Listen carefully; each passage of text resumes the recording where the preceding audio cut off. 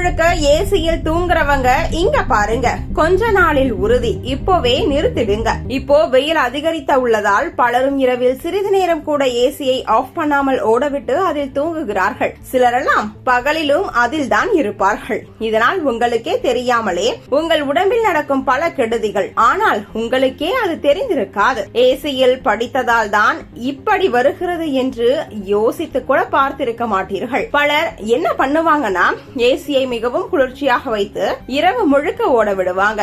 ஆரம்பத்தில் அது ரொம்ப நன்றாக இருக்கும். ஆனா நம்ம உடம்புக்கு ஒரு இயல்பான சூடு இருக்கு. அதை விட அதிக குளிர் கிடைத்தா உடம்பு சரியாக பழக முடியாது. இதனால் காலையில எழும்பொழுது சோர்வு, தலை கனத்த மாதிரி, உடல் வலி போன்ற பிரச்சனைகள் வரும். ஏசி ஓடும் போது அறையில் இருக்கும் ஈரப்பதம் குறைந்து காற்று உலர்ந்து போகும். இதனால் தோல் உலர்ச்சி, உதடு பிளவு, கண் எரிச்சல் போன்ற பிரச்சனைகள் ஏற்படும். சிலருக்கு முகம் மங்களாகவும் தெரியும். நீண்ட நாட்கள் இப்படியே இருந்தா தோல் பிரச்சனைகள் அதிகரிக்க வாய்ப்பிருக்கு. நம்ம உடம்பு சூடு அதிகமானா வியர்வை மூலம் அதை குறைக்கும். இது ஒரு இயல்பான செயல். ஆனா ஏசி சூழலில் நீண்ட நேரம் இருந்தா வியர்வையே வராது. இதனால் உடலில் இருக்கும் சில கழிவுகள் வெளியேறாமல் இருக்கும். இதுவும் முகப்பரு, தோல் பிரச்சனைகள் அதிகரிக்க காரணமாகலாம். இரவு முழுக்க ஏசி ஓடவிட்டு தூங்கினா மூச்சு சம்பந்தப்பட்ட பிரச்சனைகளும் வரலாம். குளிர்ந்த காற்றை நீண்ட நேரம் சுவாசிக்கும் பொழுது தொண்டை வலி, மூக்கு அடைப்பு, சளி போன்றவை காலையில தெரிய வரும். குறிப்பா குழந்தைகள், பெரியவர்கள் அதிகம் பாதிக்கப்பட வாய்ப்பிருக்கு. அப்படின்னா ஏசியை எப்படி சரியாக பயன்படுத்தலாம்?